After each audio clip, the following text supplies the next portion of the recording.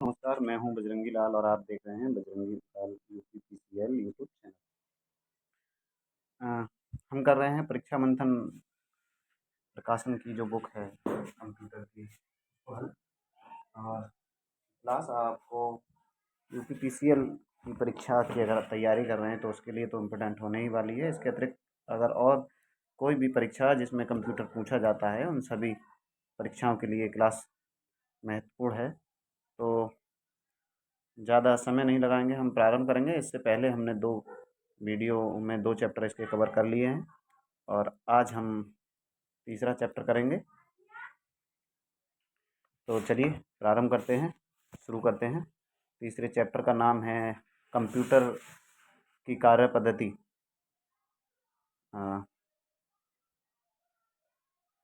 Computer की कार्य पद्धति, working principle of computer. Chapter का नाम है वर्किंग प्रिंसिपल ऑफ कंप्यूटर। तो शुरू करते हैं। किसी भी कंप्यूटर को कार्य करने के लिए दो चीज़ों की आवश्यकता होती है। जी हाँ, हम जानते हैं किसी भी कंप्यूटर को कार्य करने के लिए दो चीज़ों की आवश्यकता होती है, एक हार्डवेयर और दूसरा सॉफ्टवेयर। हार्डवेयर क्या होता है? कंप्यूटर मशीन तथा कलपुर्जों को हार्डवेयर कहते हैं। मतलब ऐसी चीज़ें जिनको हम हाथ से छू सकते हैं, कंप्यूटर की वो सभी कंपोनेंट हार्डवेयर। कंप्यूटर की भौतिक संरचना है। पूछा जाए कि कंप्यूटर की भौतिक संरचना क्या है, तो हार्डवेयर है।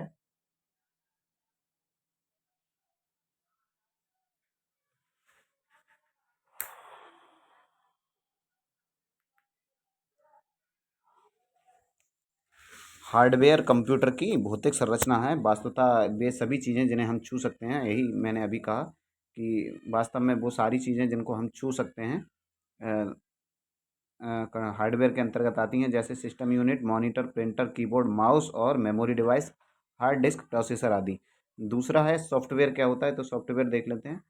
सॉफ्टवेयर किन्हें कहते हैं? तो हार्डवेयर कोई भी कार्य स्वयं संपादित नहीं कर सकता।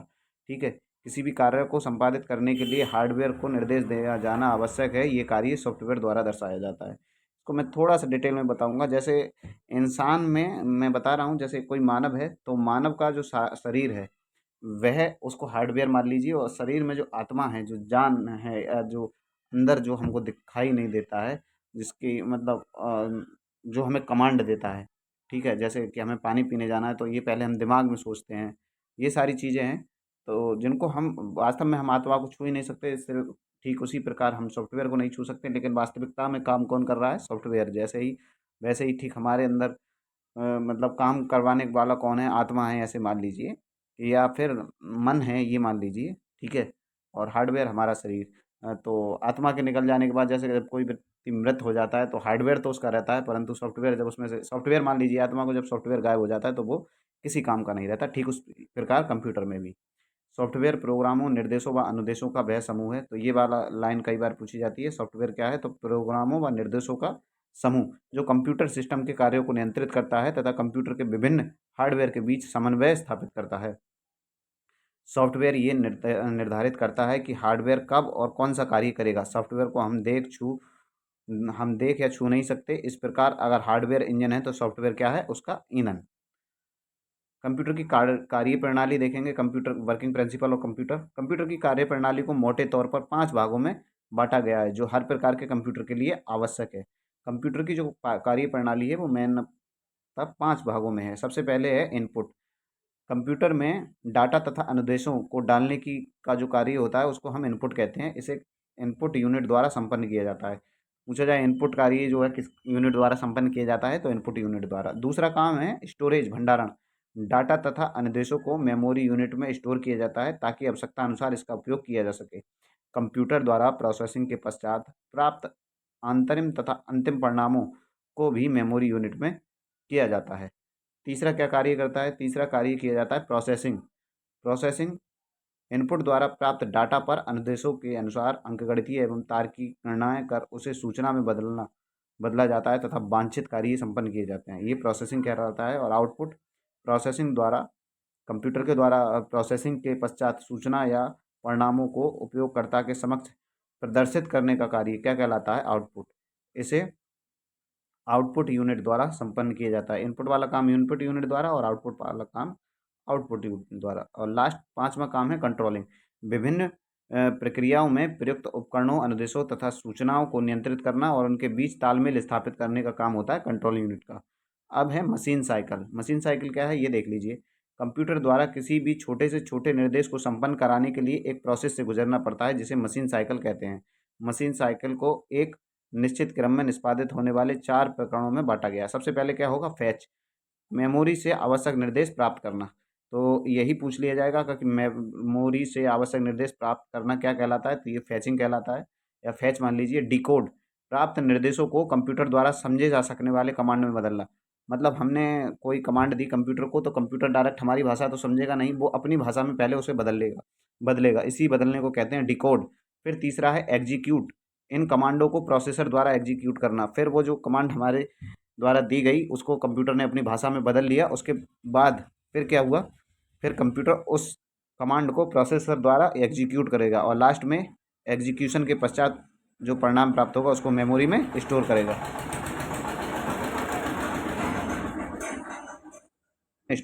इस प्रकार मशीन साइकिल किसी इंस्ट्रक्शन का एग्जीक्यूशन फेज है। कंप्यूटर में ये प्रक्रिया लगातार चलती रहती है। आधुनिक प्रोसेसर 1 सेकंड में लाखों मशीन साइकिल पूरे कर सकता है। तो ये प्रश्न बन सकता है कि 1 सेकंड में आधुनिक कंप्यूटर कितने मशीन साइकिल कंप्लीट कर सकता है, तो लाखों। कंप्यूटर हार्डवेयर के मुख्य भाग। कंप्यूटर की आंतरिक संरचना विभिन्न कंप्यूटरों में अलग अलग हो सकती है, पर कार्य पद्धति के आधार पर कंप्यूटर हार्डवेयर को निम्नलिखित भागों में बांटा गया है। इनपुट यूनिट, भंडारण unit, system unit, motherboard, central board, central processing unit, प्राथमिक तथा मुख्य मेमोरी, आउटपुट यूनिट। दूसरे पेज पर आ गए हैं और इसका कुछ डायग्राम दिखाया गया है ये इस प्रकार से। मतलब हमने डाटा दिया, फिर वो इनपुट के पास गया, इनपुट फिर उसको कहाँ भेजेगा, सीपीयू में, मतलब प्राथमिक या मुख्य मेमोरी के पास, और मुख्य मेमोरी के पास फिर वो कंट्रोलिंग यूनिट पर जाएगा और आउटपुट यूनिट पर जाएगा। फिर परिणाम में सूचना हमको प्राप्त हो जाएगी। द्वितीयक या सहायक मेमोरी, ये प्रोसेस है इसका, ठीक है।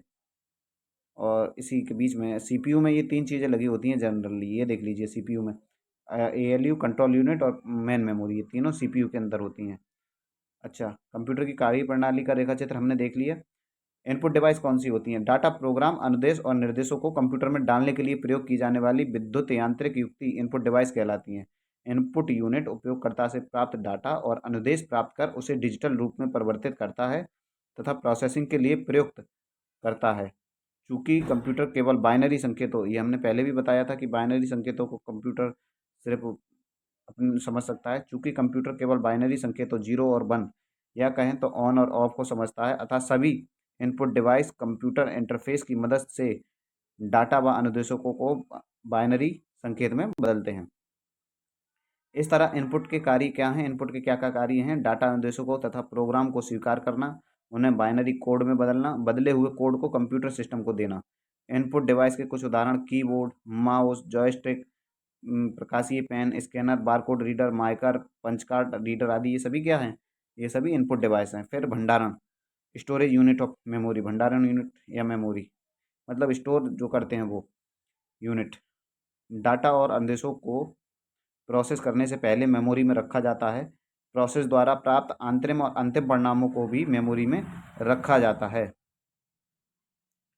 इस प्रकार मेमोरी सुरक्षित रखता है। प्रोसेस के लिए दिए गए डाटा व अनुदेशों को अंतिम परिणामों को मेमोरी को मुख्यतः 2 भागों में बांटा गया है। ठीक है, तो मेमोरी कौन कौन सी मेमोरी होती है? एक तो होती है प्राइमरी मेमोरी, जिसको मुख्य मेमोरी के नाम से भी जाना जाता है।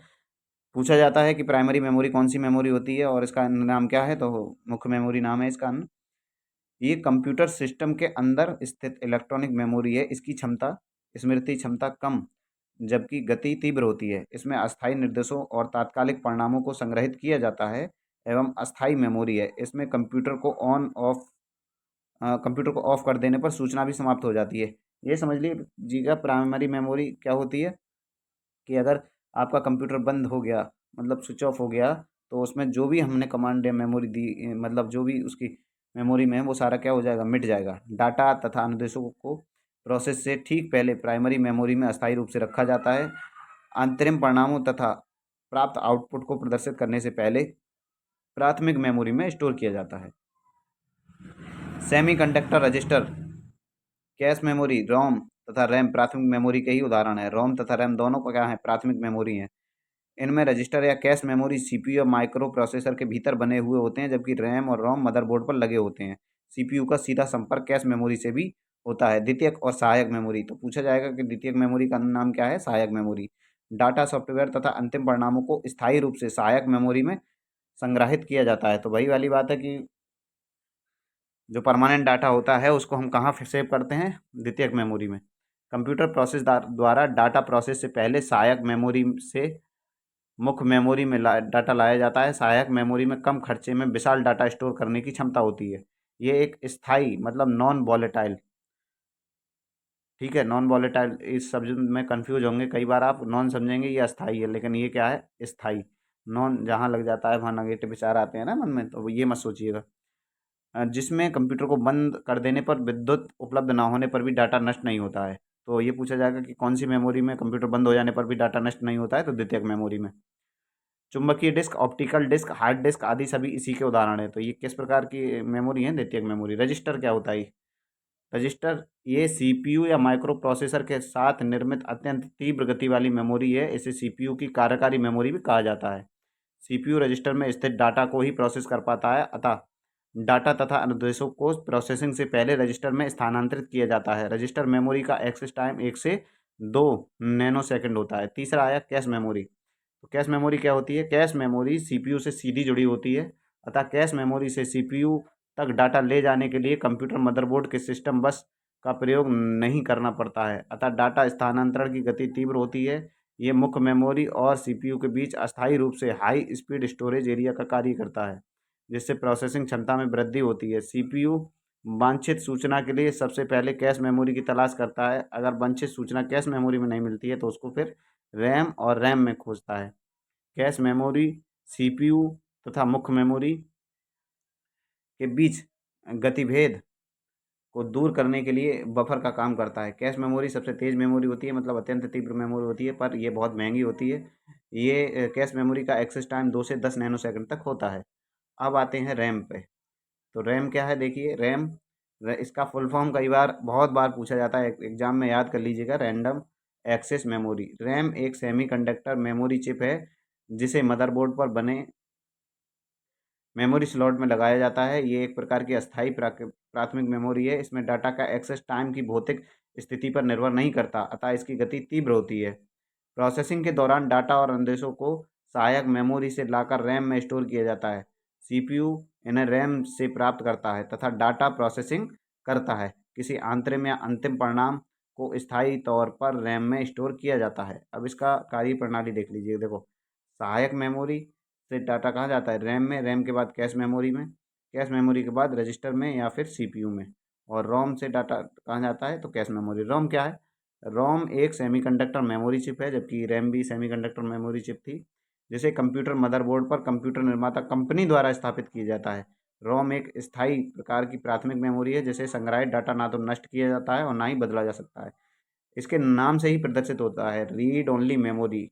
रीड मानी मतलब रीड पढ़ सकते हैं, ओनली मानी केवल, मेमोरी मावन, मेमोरी मानी क्या होता है, स्मृति। इसकी स्मृति को केवल हम पढ़ सकते हैं।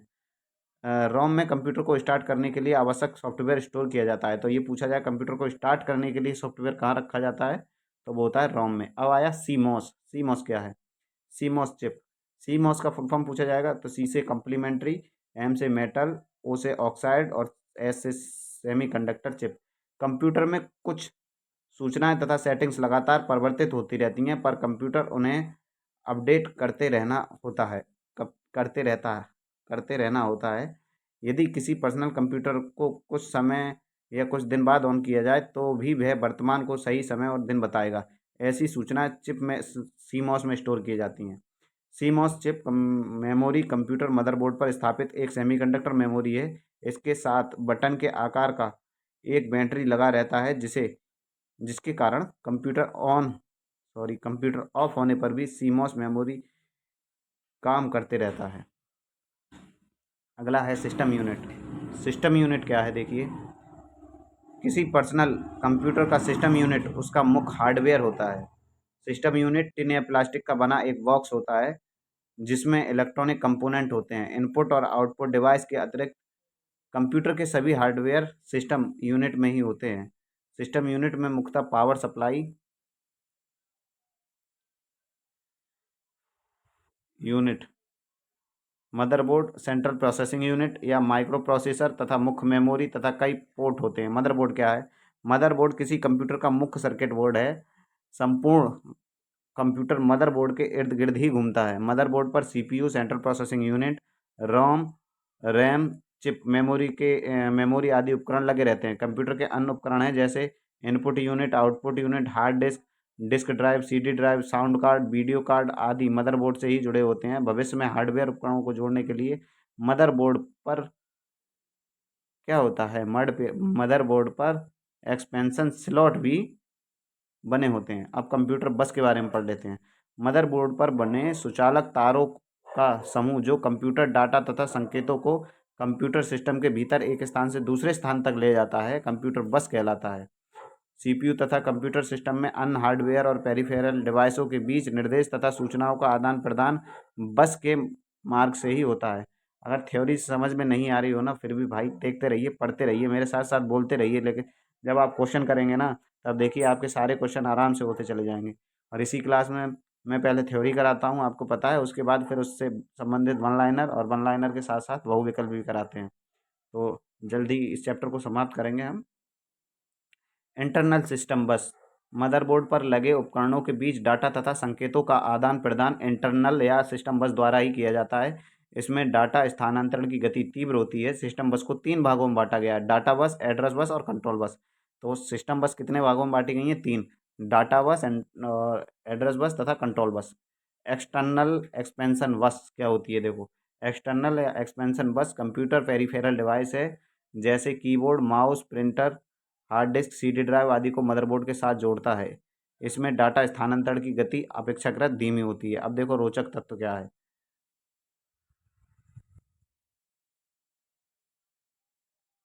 रोचक तत्व है कंप्यूटर बस कंप्यूटर के अंदर बना एक मुख्य सड़क हाईवे है जिस पर डाटा तथा सूचनाएं तेजी से एक स्थान से दूसरे स्थान तक जाती हैं। तो ये चीज़ हमें पता चली तो कि कंप्यूटर बस बार बार आ रहा था, ये वो वाली बस नहीं है जिसमें बैठकर हम एक स्थान से दूसरे स्थान जाते हैं। ये कंप्यूटर के लिए बस का कार्य करती हैं। क्या करती हैं? कंप्यूटर के लिए बस का कार्य करती हैं और डाटा को एक स्थान से दूसरे स्थान तक पहुंचाती हैं। फिर है central processing unit. Central processing unit क्या है? देखिए, सेंट्रल प्रोसेसिंग यूनिट, जिसे संक्षेप में हम सीपीयू भी कहते हैं, कंप्यूटर का सबसे महत्वपूर्ण इलेक्ट्रॉनिक हार्डवेयर डिवाइस है। सीपीयू को कंप्यूटर का हृदय मस्तिष्क भी कहा जाता है। ये कंप्यूटर के सभी कार्यों को नियंत्रित, निर्देशित या समन्वित करता है। सीपीयू डाटा को निर्देशानुसार प्रोसेस कर अर्थपूर्ण सूचना में बदलता है तथा इनपुट का आउटपुट में रूपांतरण करता है। अगला देखते हैं, अगला क्या है। देखो, सीपीयू कंप्यूटर के सिस्टम यूनिट में स्थित एक हार्डवेयर डिवाइस है। सीपीयू वास्तव में एक सघन इंटीग्रेटेड सर्किट चिप है जिसे माइक्रो प्रोसेसर भी कहा जाता है। किसी एक माइक्रो प्रोसेसर में करोड़ों इलेक्ट्रॉनिक उपकरण बने होते हैं। ये प्रोसेसर मदरबोर्ड, कंप्यूटर के मदरबोर्ड पर लगा होता है। सीपीयू स्टैंडर्ड प्रोग्राम इंस्ट्रक्शन के आधार पर काम करता है। प्रोसेसिंग से पहले डाटा व निर्देशों को सीपीयू में बने रजिस्टर में अस्थायी तौर पर स्टोर किया जाता है। ठीक है, सीपीयू रजिस्टर में स्थित निर्देशों के अनुसार ही डाटा प्रोसेसिंग के आधार के लिए अंकगणितीय तथा तार्किक कार्रवाइयाँ करता है। डाटा प्रोसेसिंग के सभी कार्य सीपीयू द्वारा ही संपन्न किए जाते हैं। तो ये पूछा जाएगा, डाटा प्रोसेसिंग के जो सभी कार्य होते हैं किसके द्वारा संपन्न किए जाते हैं? सीपीयू द्वारा। फिर है सीपीयू के मुख्य कार्य क्या हैं? विभिन्न प्रक्रियाओं के क्रम निर्धारण करना, कंप्यूटर के विभिन्न उपकरणों को नियंत्रित व निर्देशित करना, कंप्यूटर हार्डवेयर तथा सॉफ्टवेयर के बीच समन्वय स्थापित करना, इनपुट डाटा को निर्देशानुसार प्रोसेस करना। सीपीयू को हार्डवेयर की दृष्टि से 3 भागों में बांटा जा सकता है: control unit, arithmetic unit, memory unit. ये मैंने अभी थोड़ी देर पहले भी बताया था। देखो, सीपीयू ये यहाँ पर है सेंट्रल प्रोसेसिंग यूनिट, इसमें 3 भाग होते हैं: कंट्रोल यूनिट, अरिथमेटिक यूनिट और लॉजिक यूनिट और रजिस्टर। ठीक है, 3 भाग होते हैं। 2 भागों में ये कंट्रोल यूनिट, अरिथमेटिक यूनिट और लॉजिक यूनिट होते हैं और तीसरे भाग में रजिस्टर। कंट्रोल यूनिट क्या है? सीपीयू का कंट्रोल यूनिट कंप्यूटर के सभी कार्यों पर नियंत्रण रखता है तथा सॉफ्टवेयर और हार्डवेयर के बीच समन्वय रखता है। जैसे एक स्कूल में प्रिंसिपल होता है जो सभी टीचरों और बच्चों की जो गतिविधियां उनको अपने निगाह में रखता है, नियंत्रण में रखता है। ठीक उसी प्रकार कंट्रोल यूनिट सीपीयू के अंदर होने वाली सभी गतिविधियों को अपने नियंत्रण में रखता है। कंट्रोल यूनिट में सीपीयू द्वारा संपन्न की जा सकने वाली कार्यों की सूची होती है, जिसे इंस्ट्रक्शन सेट कहा जाता है। कंट्रोल यूनिट को कंप्यूटर का नाड़ी तंत्र भी कहा जाता है। ये नई बात हमें पता चली, इसको हम दूसरे रंग से डिनोट कर देते हैं। कंट्रोल यूनिट को कंप्यूटर का नाड़ी तंत्र, नर्वस सिस्टम भी कहा जाता है। कंट्रोल यूनिट के मुख्य कार्य ये हैं: इनपुट और आउटपुट डिवाइस तथा अन्य हार्डवेयर सिस्टम को नियंत्रित करना, अर्थमेटिक लॉजिक यूनिट को के कार्यों को नियंत्रण करना, मुख्य मेमोरी से डाटा लाना और उन्हें तात्कालिक रूप से स्टोर करना।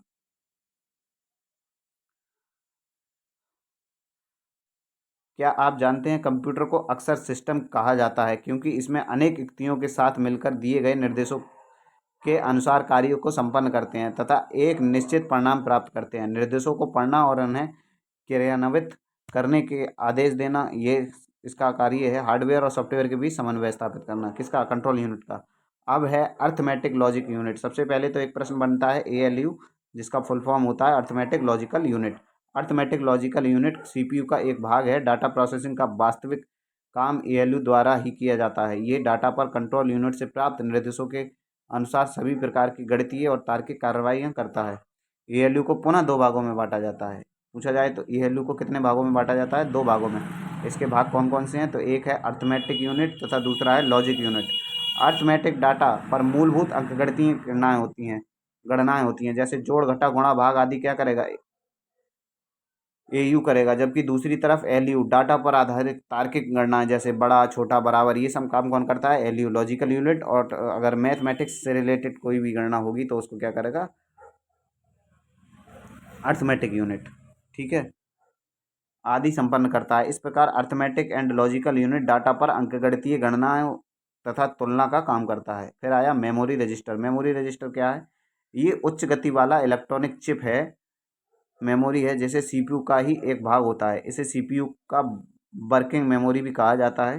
सीपीयू वर्तमान में उपयोग कर रहे डाटा, प्रोग्राम, इंस्ट्रक्शन तथा आंतरिक परिणामों को रजिस्टर में ही स्टोर रखता है। अब देखो, इसकी फुल फॉर्म कई बार पूछी जाती है। बायोस। बायोस क्या होता है? Basic input output system. BIOS एक सॉफ्टवेयर प्रोग्राम है। इसे मदरबोर्ड निर्माता कंपनी द्वारा स्थायी रैम मेमोरी चिप में स्टोर कर कंप्यूटर मदरबोर्ड पर स्थापित किया जाता है। तो पूछा जाएगा कि बायोस को स्थापित कहाँ किया जाता है? तो इसको स्थापित किया जाता है मेमोरी चिप में, कंप्यूटर मदरबोर्ड पर। अब देखो, क्या आप जानते हैं इंटेल तथा एएमडी एडवांस माइक्रो डिवाइस दो प्रमुख माइक्रो प्रोसेसर निर्माता कंपनियां हैं। इनके द्वारा निर्मित प्रमुख माइक्रो प्रोसेसर या सीपीयू चिप कौन कौन से? पेंटी Intel Pentium, Intel Celeron, Intel Xeon, Intel Core 2 duo, Intel Atom, A M D Athlon और ए एम डी ड्यूरॉन। ठीक है, ये माइक्रो प्रोसेसर के प्रकार हैं, कंपनियां जो हैं उन्हें बनाती हैं और उनके मॉडल हैं। जब कंप्यूटर ऑन किया जाता है तो सबसे पहले बायोस सॉफ्टवेयर चलता है। बायोस कंप्यूटर में जुड़े नेटवर्क की जांच, हार्डवेयर की जांच करता है, जैसे पावर ऑन सेल्फ टेस्ट कहते हैं। पोस्ट का फुल फॉर्म क्या है? Power on self test. BIOS में स्थित boot central leader program operating system software की जांच कर इसे मुख्य मेमोरी में डालने का आदेश देता है।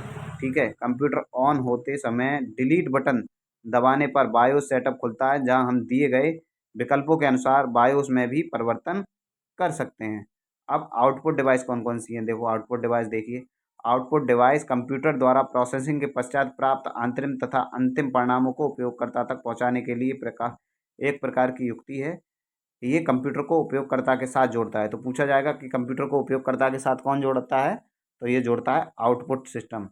चूंकि प्रोसेसर से प्राप्त परिणाम बाइनरी संकेतों 0 और 1 में होता है, अतः इन्हें आउटपुट इंटरफेस द्वारा सामान्य संकेतों में परिवर्तित किया जाता है। आउटपुट डिवाइस के क्या कार्य हैं?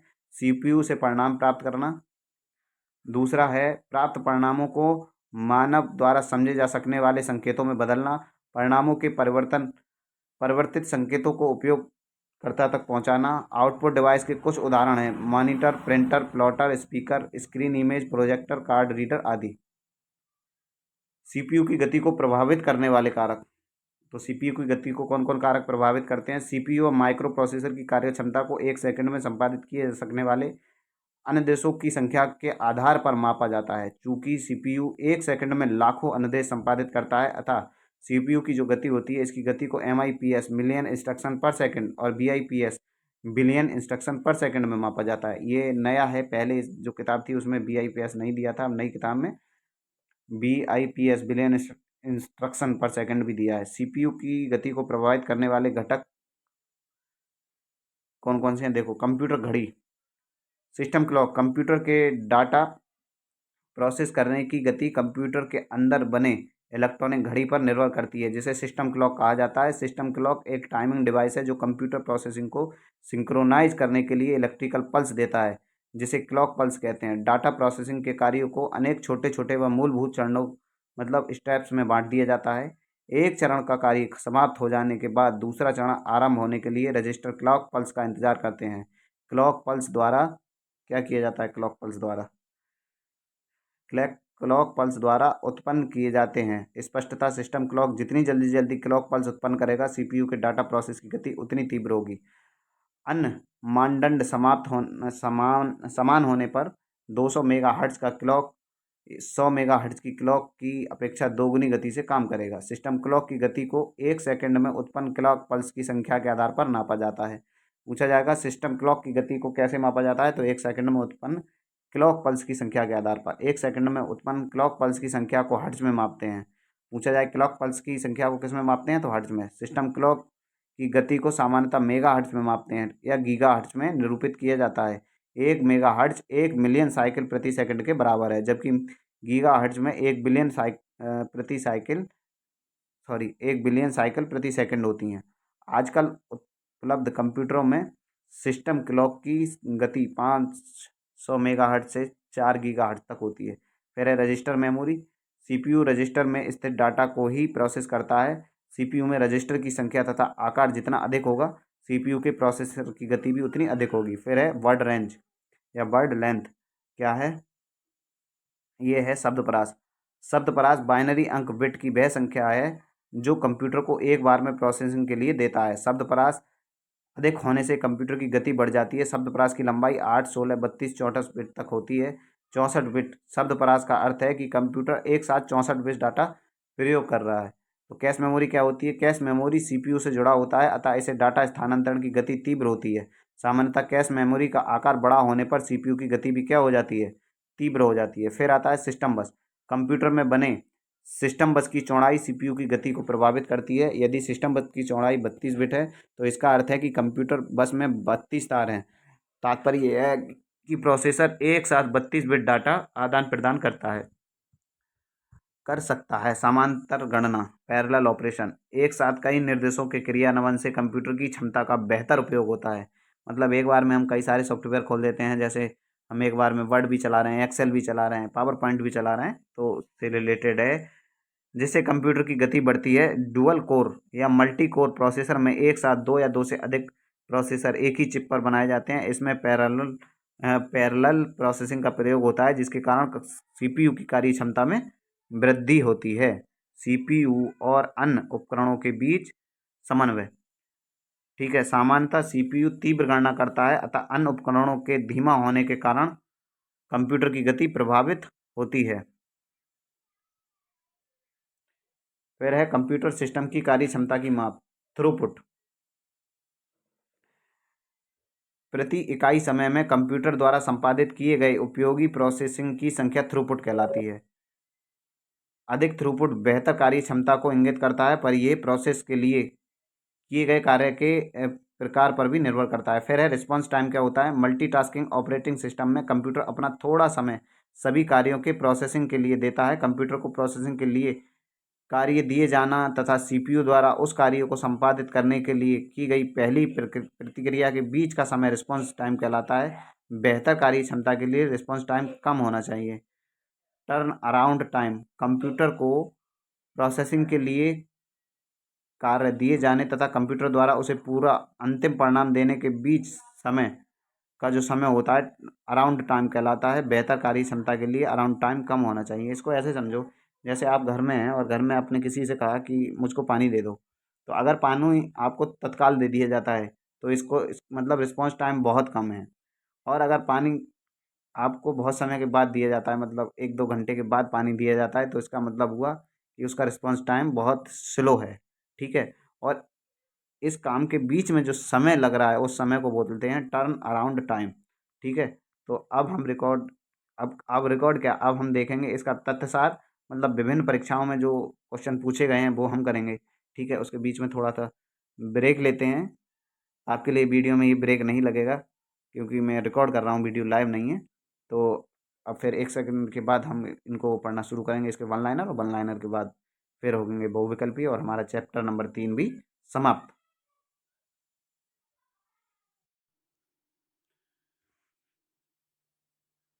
तो अब प्रारंभ करते हैं दोस्तों तथ्यसार। इसका जो अगला भाग है, थ्योरी हमने पढ़ ली, और अब तथ्यसार बचा है वन लाइनर, उसके बाद होंगे मतलब बहुविकल्पीय प्रश्न। तो तथ्यसार, विभिन्न परीक्षाओं में पूछे गए प्रश्न उत्तर। कंप्यूटर का हार्ड डिस्क क्या है? एक प्रकार का हार्डवेयर है। फिर है कंप्यूटर का वह भाग, मतलब कंप्यूटर के किस भाग को छुआ और महसूस किया जाता है? तो हार्डवेयर। मैंने उत्तर मतलब शरीर का उदाहरण देके इसको समझाया था। माइक्रो कंप्यूटर हार्डवेयर में फिजिकल उपकरणों के 3 बुनियादी कार्य क्या होते हैं? सिस्टम यूनिट, इनपुट और आउटपुट मेमोरी, ठीक है?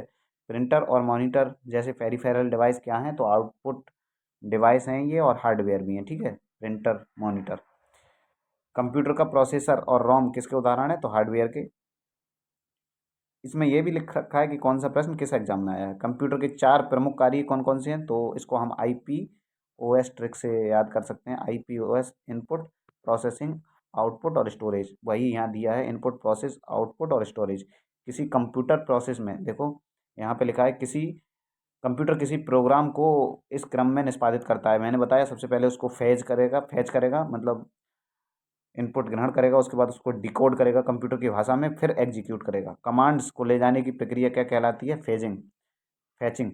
कंप्यूटर में जाने वाले डाटा को क्या कहते हैं? तो इनपुट कहते हैं।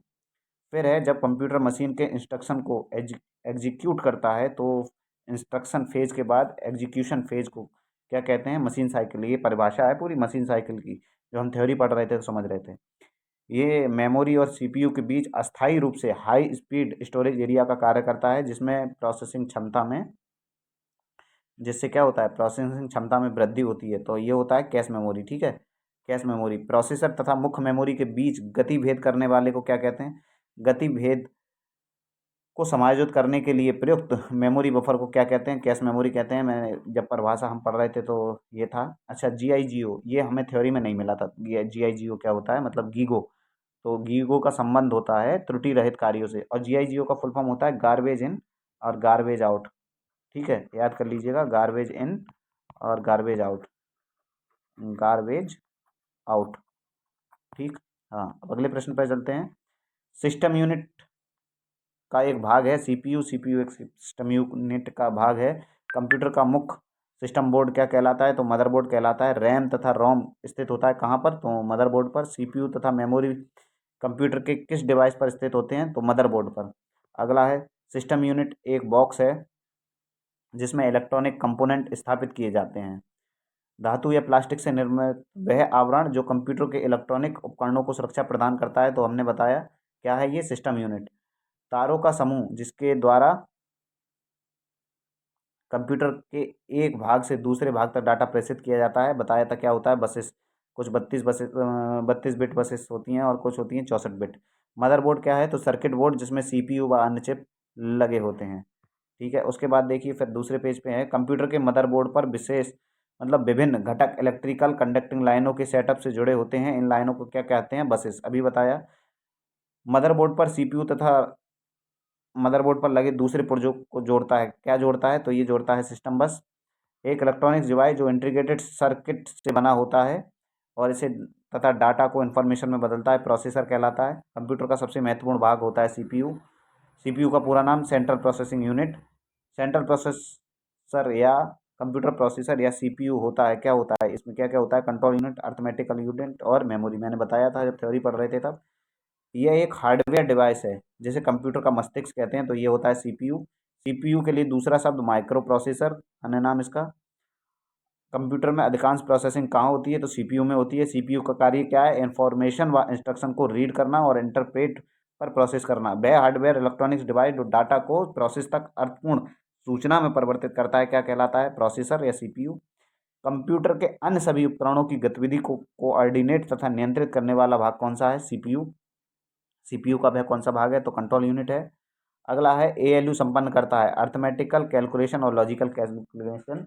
जब हमने एएलयू पढ़ा तो उसमें दो प्रकार की क्रियाएं होती थी, एक तो अर्थमेटिकल और दूसरी लॉजिकल, मतलब बड़ा छोटा ये सभी, और अर्थमेटिकल में जोड़ना घटाना ये सारी चीज़ें थी। सीपीयू के कार्य क्या है? अर्थमेटिक तथा लॉजिकल गणनाएं करना, मेमोरी प्रबंधन करना, इनपुट आउटपुट प्रबंधन करना। ठीक है, दूसरी साइड देखते हैं इसी पेज पे। यह कंप्यूटर का वह भाग जो गणितीय संबंधी गणनाएं करता है, तो ये अर्थमेटिकल लॉजिकल यूनिट जिसको हम एएलयू कहते हैं। कंप्यूटर का कौन सा भाग कंप्यूटर प्रोग्राम को निष्पादित करने में सीधा सम्मिलित होता है? तो ये होता है प्रोसेसर।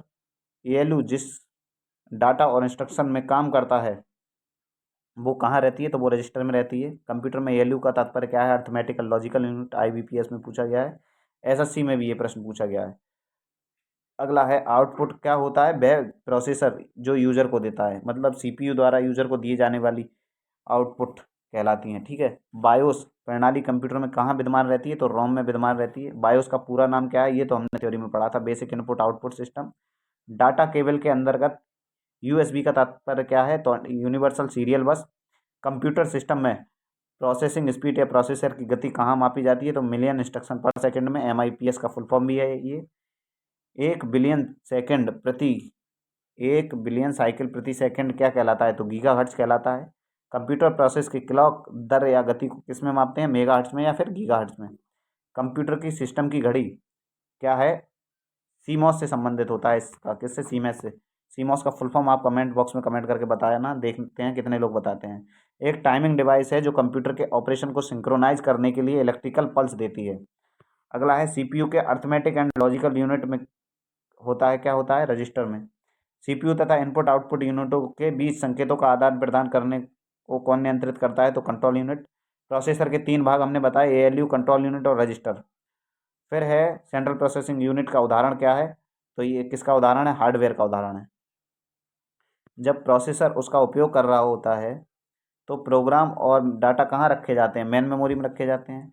इसमें इलेक्ट्रॉनिक चिप होता है जिसमें सिस्टम बोर्ड से जुड़ा होता है तथा प्रोसेस द्वारा किए गए डाटा को सूचना जो है वो इसी में स्टोर होती है, मेमोरी में स्टोर होती है। गणना तथा तुलना करने का कार्य कहाँ होता है? अर्थमेटिकल लॉजिकल यूनिट में, जिसको हम एएलयू कहते हैं। सीपीयू का कार्य निष्पादन काय में मापा जाता है? तो एमआईपीएस में मापा जाता है। अब है वस्तुनिष्ठ प्रश्न, मतलब कि ऑब्जेक्टिव। कंप्यूटर के कार्य करने के सिद्धांत हैं, ये तीनों हैं, इनपुट आउटपुट प्रोसेस। ठीक है, फिर है सीपीयू के घटक मुख्यतः कौन कौन से हैं? तो सीपीयू के घटक भी तीनों हैं, control unit, arithmetic logical unit और प्राइमरी मेमोरी। तो विकल्प नंबर डी इसका सही हो जाएगा। अगला है कंप्यूटर का मस्तिष्क, दिल, दिमाग सभी क्या है? तो ये है सीपीयू। उसके बाद है सीपीयू के कार्य कौन कौन से होते हैं? इनपुट व आउटपुट डिवाइस को नियंत्रण करना, जी हाँ, डाटा को तात्कालिक रूप से स्टोर करना, निर्देशों को पढ़ना, उनको आदेश देना। उपरोक्त सभी, ये वाला विकल्प इसका सही हो जाएगा, चौथा नंबर आंसर। 5वां नंबर इसका पढ़ते हैं। निम्नलिखित में से कौन सा उत्पाद पेंटेनियम नाम के ब्रांड नाम से मापा जाता है या बेचा जाता है? यूपीपीसीएस में पूछा गया था प्रश्न, देखो कहाँ पूछा था। माइक्रो प्रोसेसर मैंने बताया, सीपीयू भी इसको कह सकते हैं। एएलयू का क्या नाम है पूरा? न तो ढूंढेंगे, अर्थमेटिकल लॉजिकल यूनिट। ठीक है, अगला है कंप्यूटर में जाने वाले डाटा को क्या कहते हैं? मतलब जाने वाले जो हम दे रहे हैं उसको, तो इसको इनपुट कहते हैं, और कंप्यूटर के द्वारा दिए जाने वाले डाटा को क्या कहते हैं? आउटपुट। सीपीयू का कौन सा भाग आकलन करता है और निर्णय देता है? तो ये करता है और अर्थमेटिकल लॉजिक यूनिट, मतलब एएलयू। एक इलेक्ट्रॉनिक्स डिवाइस जो डाटा को इन्फॉर्मेशन में बदलते हुए प्रोसेस करता है, तो क्या है? प्रोसेसर। डाटा को इन्फॉर्मेशन में बदलने का जहाँ भी आ जाए प्रश्न, तो वहाँ उसका आंसर सिर्फ प्रोसेसर या सीपीयू होगा। कंप्यूटर मत लगा दीजिएगा, गलत हो सकता है। देखो यहाँ प्रोसेसर ज़्यादा बेस्ट रहेगा सीपीयू से, क्योंकि सीपीयू का हिस्सा होता है प्रोसेसर। ठीक है, कई बार यहाँ पर ये दूसरा जो विकल्प, ये चौथा विकल्प है, ये गलती दे रखा है। कंप्यूटर का सबसे महत्वपूर्ण भाग क्या है? तो सीपीयू। सीपीयू का प्रमुख रूप, मतलब भाग भाग नहीं, रूप। तो सीपीयू का पूरा नाम क्या है? सेंट्रल प्रोसेसिंग यूनिट, विकल्प number C. Central processing unit मतलब सीपीयू का वह भाग है, सीपीयू का वह भाग है जो कंप्यूटर के अन्य सभी उपकरणों को, गतिविधियों को समन्वित तथा नियंत्रित करता है। तो क्या है ये होता है कंट्रोल यूनिट। हमने बताया कंट्रोल यूनिट वह भाग होता है जो सीपीयू की भी गतिविधियां नियंत्रित करता है। अब चलते हैं 13 नंबर प्रश्न की ओर। सीपीयू का प्रमुख कार्य क्या है? तो सीपीयू देखो डाटा प्रोग्राम अनुदेशन पर अमल भी करता है, डाटा जानकारी भावी प्रयोग हेतु स्टोर भी करता है, डाटा और जानकारी प्रोसेस करता है, इनमें से कोई नहीं, ये तो होगा गलत। बाकी ये ऊपर वाले सारे काम करता है, इसलिए विकल्प नंबर डी इसका सही हो जाएगा। अगला है, कंप्यूटर में तार्किक तथा अंकगणितीय गणनाएं कहाँ होती हैं, तो ये सभी गणनाएं जो होती हैं सेंट्रल प्रोसेसिंग यूनिट में होती हैं, ठीक है, सीपीयू में। बुनियादी कार्य प्रोसेसिंग चक्र में क्या क्या शामिल है, देखो, इनपुट, प्रोसेस और आउटपुट। हमने बताया आईपीओएस, आईपीओएस वाला और कोई विकल्प है नहीं, इसी में तीनों चीज़ें हैं, आईपी और ओ, एस इसमें भी नहीं है। मदरबोर्ड पर सीपीयू तथा मदरबोर्ड पर लगे दूसरे पुर्जों को कौन जोड़ता है, तो दूसरे पुर्जों को जोड़ने का काम है वह करता है सिस्टम बस। मदरबोर्ड क्या है, देखो, मदरबोर्ड की परिभाषा है, तो मदरबोर्ड क्या है, कंप्यूटर के ऑन करने पर एक्सेस किया जाने वाला पहला चिप, जी हाँ। सर्किट बोर्ड जिसमें पेरिफेरल डिवाइसें होती हैं, ये भी सही है। वही जो सीपीयू चिप है, सर्किट बोर्ड जिसमें सीपीयू और अन्य चिप लगे होते हैं, क्या ये भी सही है। प्रिंटर का भाग, देखो इन्होंने पूछा है मदरबोर्ड, मदरबोर्ड पता है कहाँ होता है, सीपीयू में होता है। ये एक सर्किट बोर्ड होता है जो सीपीयू और जिस पर अन्य सीपीयू और अन्य चिप लगी होती हैं। कंप्यूटर सिस्टम की घड़ी क्या करती है, एक सॉफ्टवेयर जो टास्क बार पर समय दिखाती है और परिवर्तित नहीं की जा सकती। एक टाइमिंग डिवाइस जो कंप्यूटर में सभी इंस्ट्रक्शन इनपुट को प्रोसेस करती है। एक टाइमिंग डिवाइस जो कंप्यूटर के ऑपरेशन को सिंक्रोनाइज करने के लिए इलेक्ट्रिकल पल्स देती है, यही है। हमने कहा कि एक टाइमिंग डिवाइस जो कंप्यूटर के ऑपरेशन को सिंक्रोनाइज करने के लिए इलेक्ट्रिकल पल्स देती है, वह क्या कहलाती है,